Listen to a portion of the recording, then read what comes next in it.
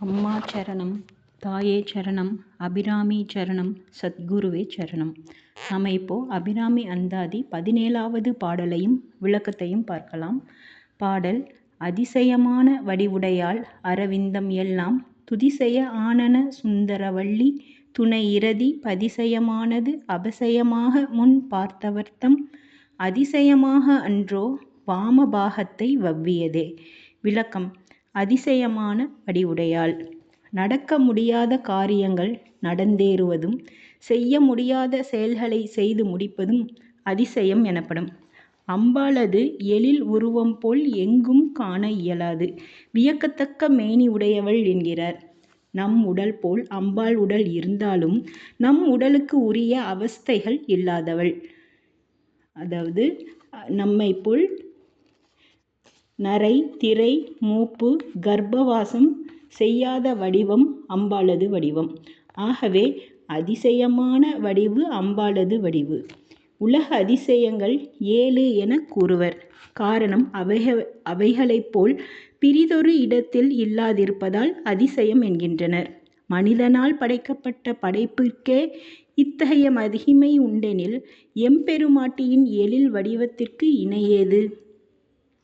காண்போரை கவர்ந்திழுத்து காலந்தோறும் அதிலேயே மூழ்கடிக்கச் செய்யும் பேரழகு உடையவள் அபிராமி. வியக்கத்தக்க விளக்க முடியாத வடிவினள் அம்பாள் என்கிறார். அதிசயத்தில் சயம் என்றால் வெற்றி, அதி என்றால் கூடுதலான என பொருள். ஆகவேதான் அதிவேகம், அதிமோகம், அதிருசி, அதிபதி, அபிநயா போன்ற சொற்கள் இதனை விளக்குகிறது. ஜெயிக்க முடியாதவரை ஜெயித்தவரை ஜெயித்தவள் அம்பாள். உலகில் யாரேலையும் கடக்க முடியாத ஞானிகளாலும் மூவர்களாலும் தேவர்களாலும் வெற்றி கொள்ள முடியாதவன் மன்மதன். அத்தகைய மன்மதனை கண்ணால் எரித்து சாம்பலாக்கி வெற்றி கண்டவர் சிவபெருமான்.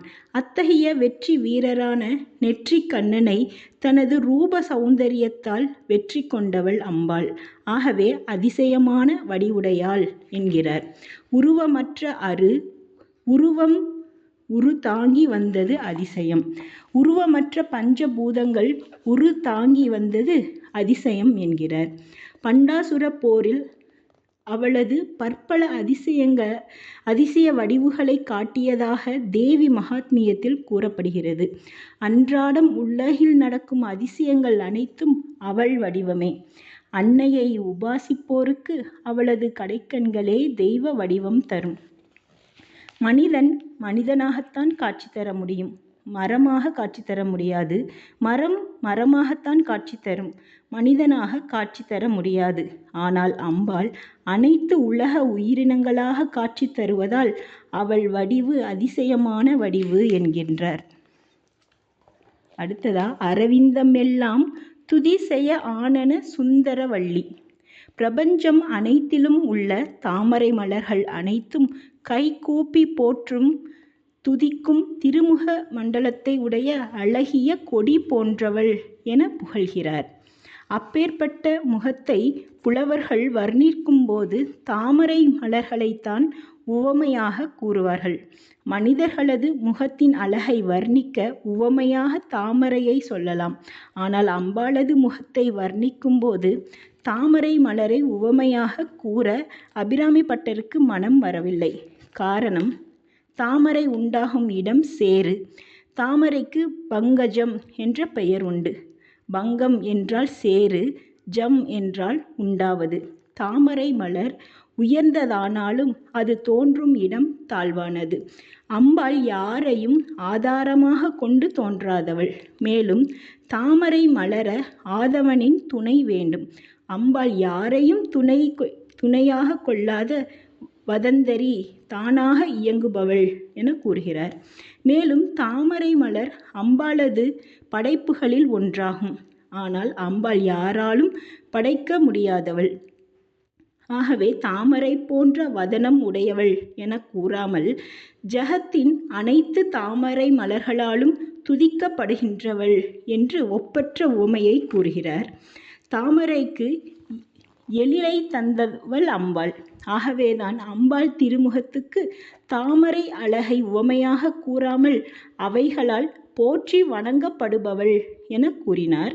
மேலும் அரவிந்தம் எல்லாம் என கூறியதன் காரணம் தாமரை மலர்களில் எழுந்தருளியுள்ள கலைமகள், அலைமகள், பிரம்மன், விஷ்ணு, சிவன் மற்றும் அனைவர்களாலும் வாழ்த்தி வணங்கப்படுபவள் என கூறுகிறார். இதனையே அபிராமி பட்டர் 71வது அந்தாதியில் அழகுக்கு ஒருவரும் ஒவ்வாத வள்ளி என புகழ்கிறார். எரிதரங்கம் உடுக்கும் புவனம் கடந்து நின்ற ஒருவன் திரு உள்ளத்தில் அழகு ஒழுக எழுதி பார்த்திருக்கும் உயிர் ஓவியமே என குமரகுருபர சுவாமிகள் அன்னை மீனாட்சியின் வருகை பதிகத்தில் வர்ணிக்கிறார். யோகிகள் மூலாதாரத்திலிருந்து சகஸ்ரநாமம் வரை 7 ஆதாரங்களிலும் அதற்குரிய தாமரை மலர்களில் எழுந்தருளிய செய்து அத்தாமரை மலர்களில் துதிக்கப்படுகின்றார் என்ற ஒரு பொருளும் கொள்ளலாம். முகம் மட்டுமல்ல, அம்பாளது திருமேனி முழுவதும் அழகு கொடி என்று சுந்தரவள்ளி என கூறுகிறார்.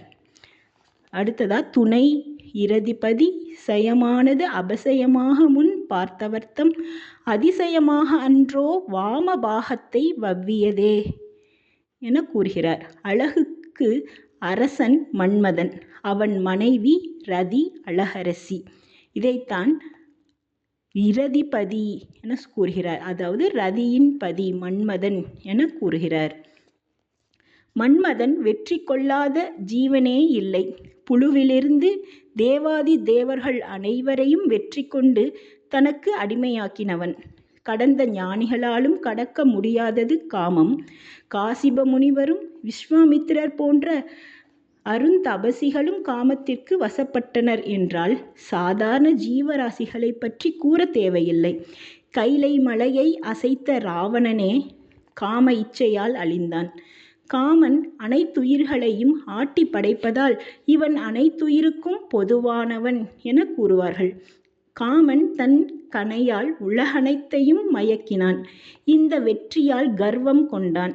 இறுதியில் மகாதேவனிடத்திலேயே தனது வலிமையை காட்ட முயற்சித்தான். அவனுக்கே தான் பரமனிடத்தில் வெற்றி பெறுவோம் என்ற நம்பிக்கை இல்லை.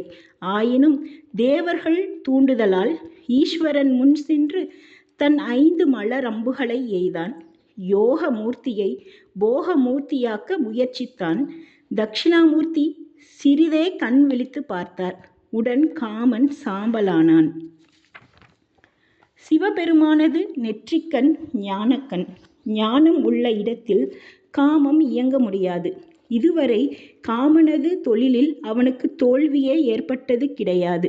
எங்கும் அவனுக்கு ஜெயகோஷமே தவிர அபஜய கோஷம் கேட்டது கிடையாது. ஆனால் சிவபெருமானிடத்தில் அபஜயம் உண்டானதாக கூறப்படுகிறதே தவிர உண்மையில் அபஜயம் ஏற்படவில்லை. விஜயம்தான் ஏற்பட்டது என்கிறார் அபிராமி பட்டர். சாதாரண வெற்றிக்கு ஜெயம் என பெயர்.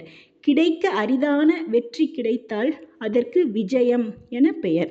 வெற்றி கொள்ள முடியாத சிவனிடமே வெற்றி கிடைத்ததால் காமனுக்கு விஜயம் ஏற்பட்டதாக அபிராமி பட்டர் கூறுகிறார். முதலில் நெற்றிக்கண்ணால் அவனை நோக்கி சாம்பலாக்கினதால் இதனை இரதிபதி சயமானது அபசயமாக முன் பார்த்தவர் என கூறினார். ஆனால் அம்பாளது கருணை கடாட்சத்தால் அவன் மீண்டும் உயிர் பெற்று எழுந்தான். அம்பாளுக்கு காஞ்சியில் காமாட்சி என்ற நாமம் விளங்குகிறது. சாம்பலாகி போன காமனை தனது அக்ஷியினால் கண்களால் உயிர் பெற செய்ததால் அம்பாளுக்கு காமாட்சி எனும் திருநாமம் ஏற்பட்டதாக பெரியோர்களால் கூறப்படுகிறது. அக்னி நேத்திரத்தால் சிவனால் பஸ்மமாக்கப்பட்ட மன்மதனை தனது சந்திர நேத்திரத்தால் அமிர்தத்தை வர்ஷித்து மன்மதனை உண்டாக்கினாள் என கூறுகிறது. இதனையே லலிதா சஹஸ்ரநாமம் ஹேர நேத்ராக்னி என கூறுகிறது. சிவபெருமான் காமனைத்தான் எரிக்க முடிந்ததே அன்றி அவன் எய்த பானங்களின் செயல்களை வெற்றி கொள்ள முடியவில்லை. யோகமூர்த்தியாக விளங்கியவர் காமனது புஷ்ப பானங்கள் பட்டதும் அம்பிகையை தேடிச் சென்று திருமணம் செய்து கொண்டதோடு அன்றி தனது இடபாகத்தையும் அம்பிகைக்கு உரிமையாக்கி போகமூர்த்தியாக ஆனார். அம்பாள் இறைவனை தன்வயமாக ஆக்கியதை அதிசயமாக அன்றோ வாமபாகத்தை வவ்வியதே என்பதன் மூலம் தெரிவிக்கிறார். அதாவது இடது பாகத்தை தனது அம்பிகைக்கு தந்தவர், அதனால்தான் வாமபாகத்தை வவ்வியதே என கூறுகிறார். வவ்வுதல் என்பது தானாக எடுத்துக்கொள்ளுதல் என பொருள். தோல்வியுற்றவர் உடைமைகளை வெற்றி பெற்றவர்கள் கேட்டு எடுக்க வேண்டிய அவசியம் இல்லை. ஆகவே காமனை தோற்கடித்த சோமனை தன் பேரழகால் தன் வயமாக்க அவனது மதியை சயங்கொண்டாள் என கூறுகிறார். மன்மதனும் சிவபெருமான் தன்னை எரித்து சாம்பலாக்கியதால் இவரை எப்படியும் தோற்கடிக்க வேண்டும் என சங்கல்பம் செய்தான். அதனால் தேவியின் கண்களிலே குடியேறி அவளது எழிலால் சிவபெருமானை மயக்கச் செய்து திருமணம் புரிய வைத்து முருகப்பெருமானையும் தோற்றுவிக்க செய்தான் என 65வது அந்தாதி பாடலில் அபிராமி பட்டர் விரிவாக கூறுகிறார். மூதருவின் மகனும் உண்டாயதன்றோ வள்ளி நீ செய்த வல்லபமே என்கிறார். அம்பிகைக்கு அருள் மட்டும் ஒருவனுக்கு கிடைக்குமாயின் அவன் எவர் உதவியும் எதிர்பாராது எதையும் முடிக்க முடியும் என்பதே இதன் கருத்து. ஆகவேதான் அமரகவி பாரதியார் அம்பிகையை சரணடைந்தால் அதிக வரம் பெறலாம் என்கிறார். ஆகவே அதிக வரம் என்பது முடிக்க முடியாததையும் எளிதாக முடிக்க முடியும் என்பதே ஆகும். ஆகவே சிவபெருமானை தனது வயமாக்க முயற்சித்த மன்மதனை தனது நெற்றிக்கண்ணால் எரித்த பின்னும் அம்பாள் தனது கருணையினால் காமனை மீண்டும் உண்டாக்கி சிவபெருமானது இடது பாகத்தை தனது அம்பாளை தானாகவே தனது வயமாக்கியவள் என கூறி இப்பாடலை முடிக்கிறார்.